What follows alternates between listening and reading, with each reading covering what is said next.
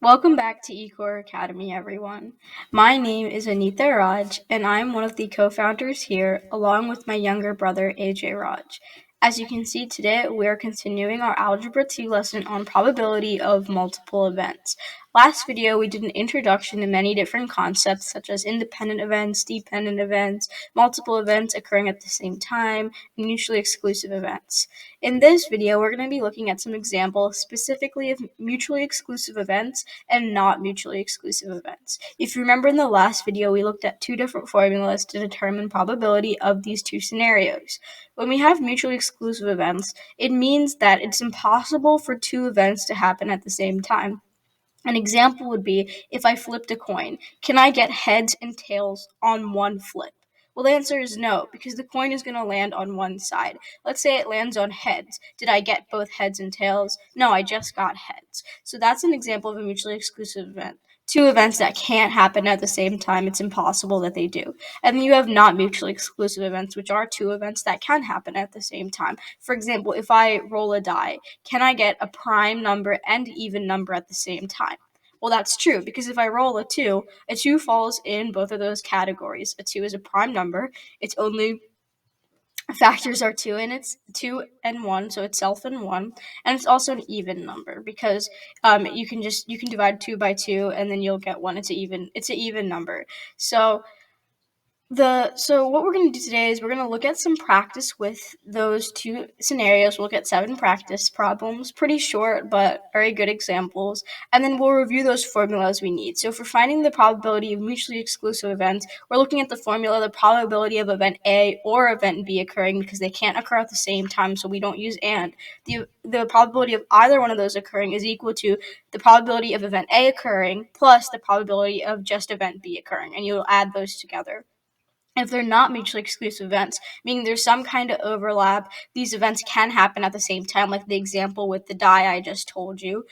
We would use the formula, the probability is equal to the probability of A plus the probability of A plus the probability of B minus the probability of A and B. So you would use that probability of A and B, which we found with independent events. You would calculate that. You would do your mutually exclusive formula and then subtract the probability of both of those events occurring together. Those are the formulas we looked at in the last video. We'll go more into depth on those formulas in this video with some examples.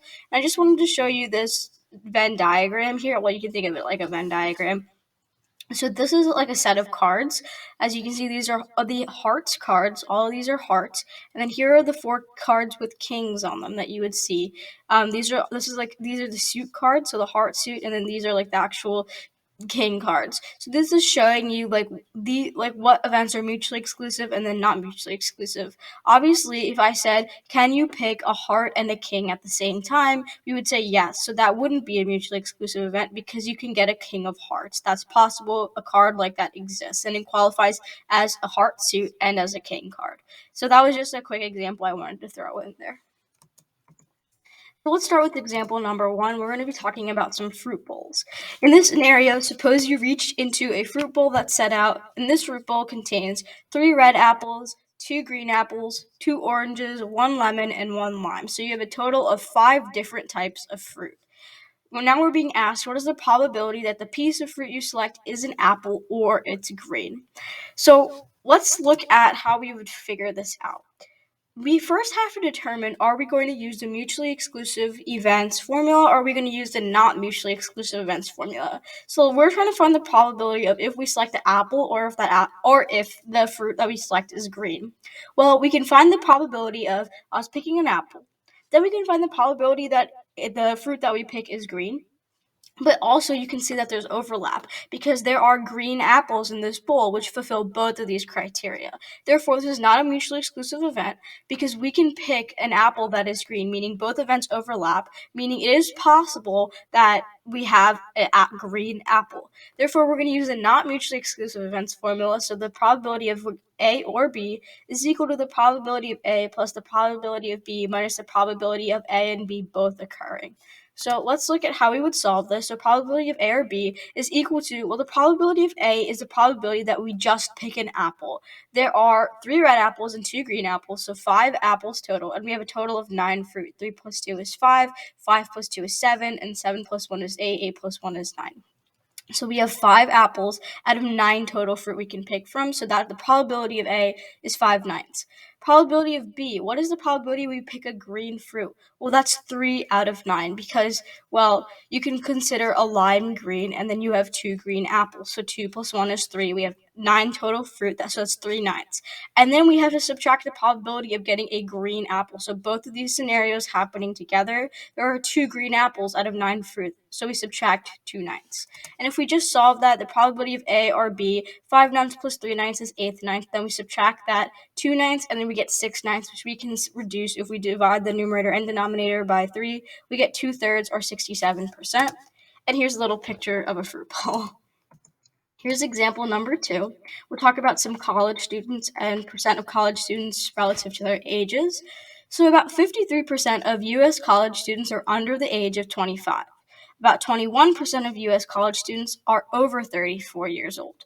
Now we're trying to find the probability that a U.S. college student chosen at random is under 25 or over 34. So we're told that college students, there are 53% of college students are over 25, 21% of college students, 53% of students are actually under 25, 21% of students are over 34. We're trying to find the probability that if we pick a random student, what is the probability that they're under 25 or over 34?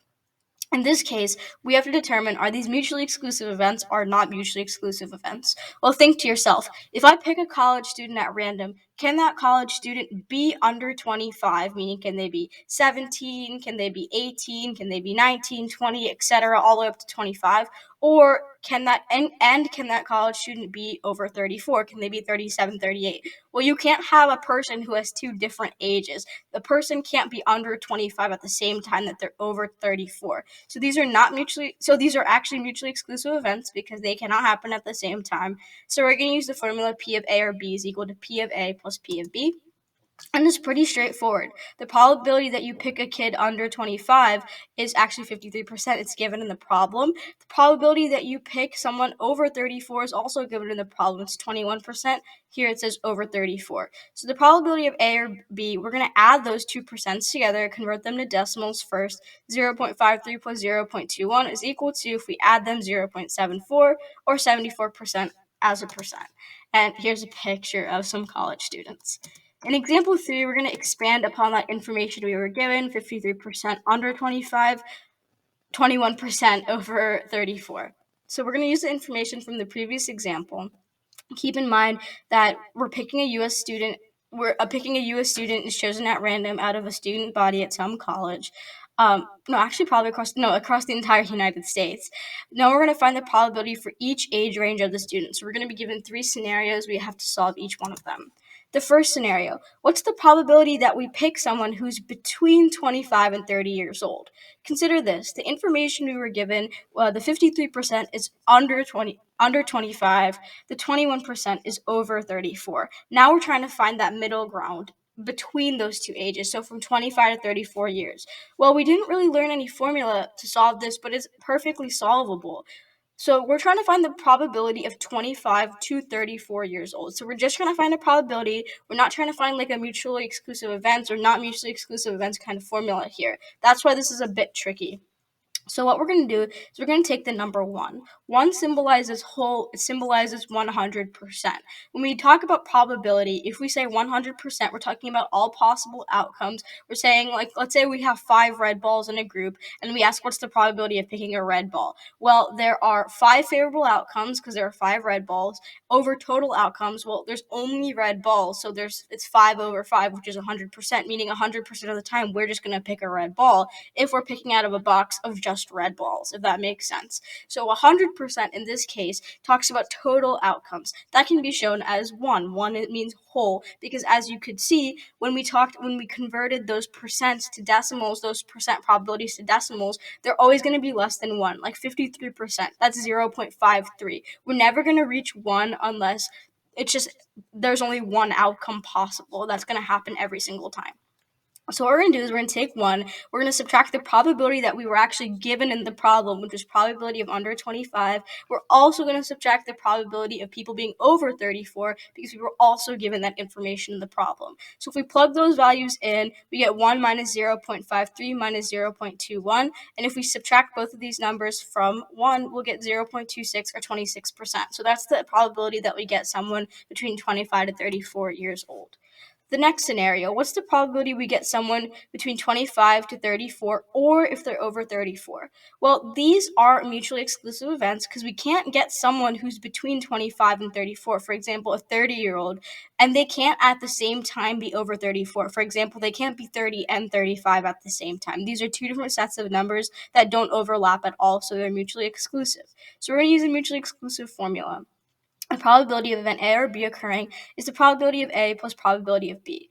The probability of event A is finding someone between 25 to 34, which we actually found in the previous problem. So we're going to plug the 0.26 down here. We're going to add that to the probability of finding someone over 34, which was given in the previous slide, which was actually 21% or 0.21. If we add these probabilities together, we get 0.47 or 47%.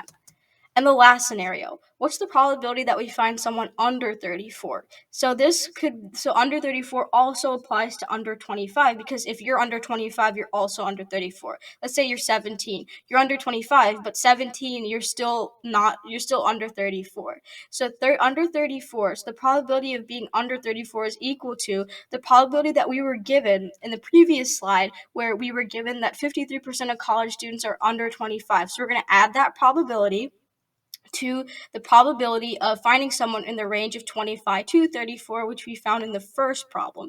Because if we just find the probability of, we only use the probability of under 25, we're not accounting for all those people from 25 to 34 who are also under the age of 34. So let's say we have someone who's 30 years old. They're still under 34, right? But they fall in the range of 25 to 34. So that's why we need to add both of these probabilities together to solve this problem.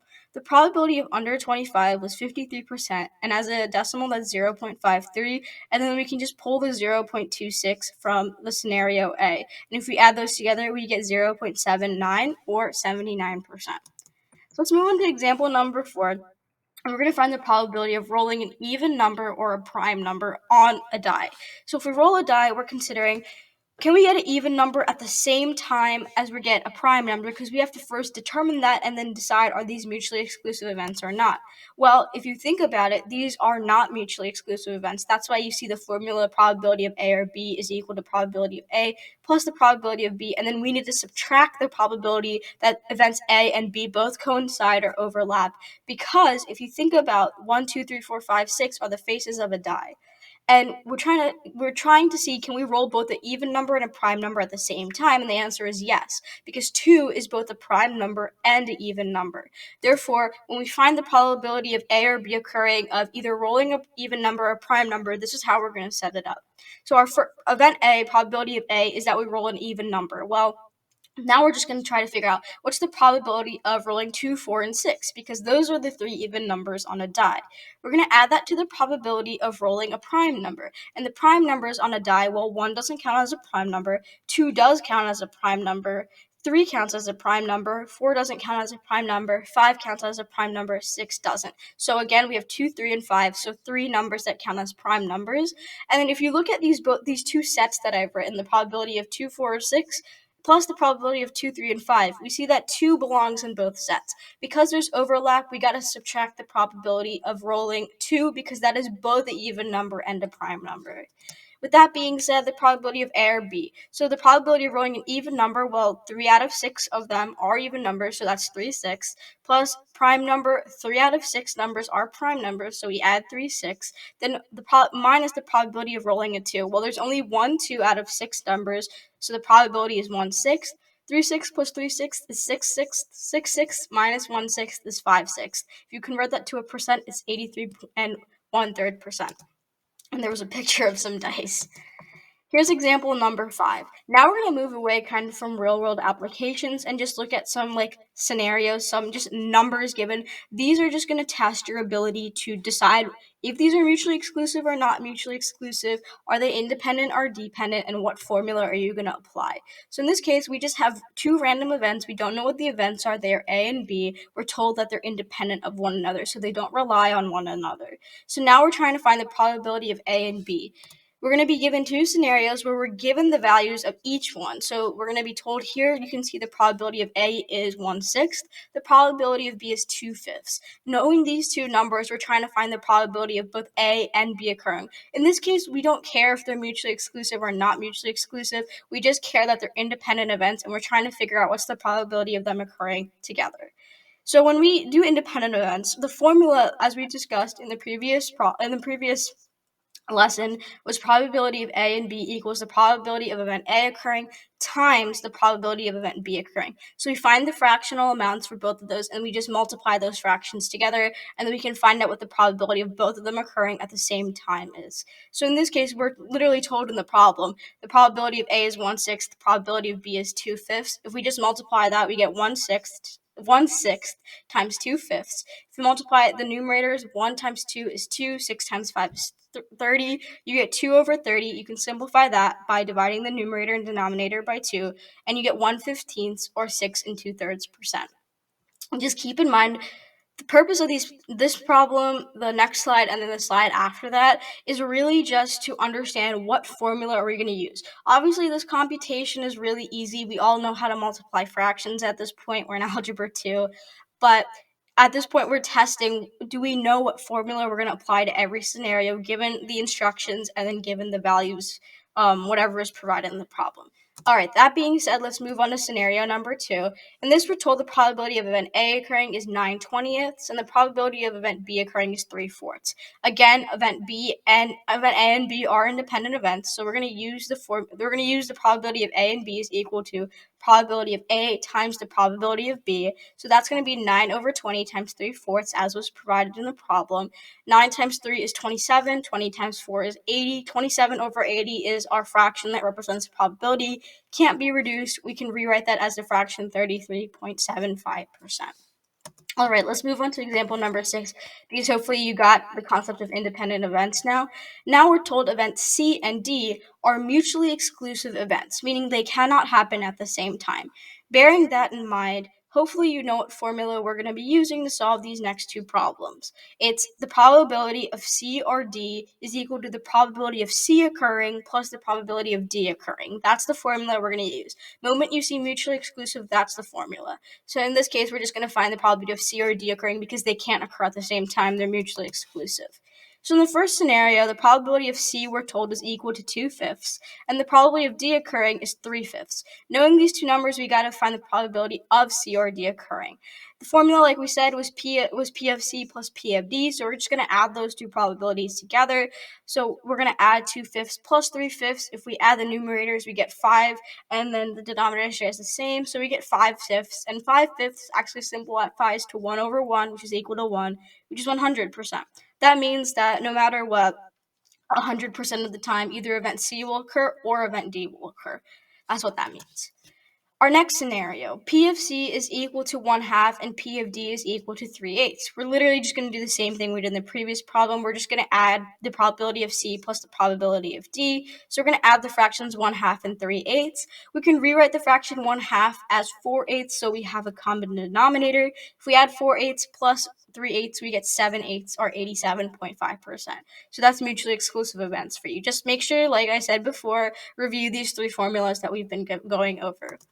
And in this last example, example number 7, we have events A and B, and we're told that they are not mutually exclusive. Again, we don't care if they're independent or dependent because we're not going to be using those as formulas. We're just going to focus on the wording that says it's not mutually exclusive. When you see not mutually exclusive, immediately think of the formula P of A or B is equal to the probability of A plus probability of B minus the probability of A and B both occurring.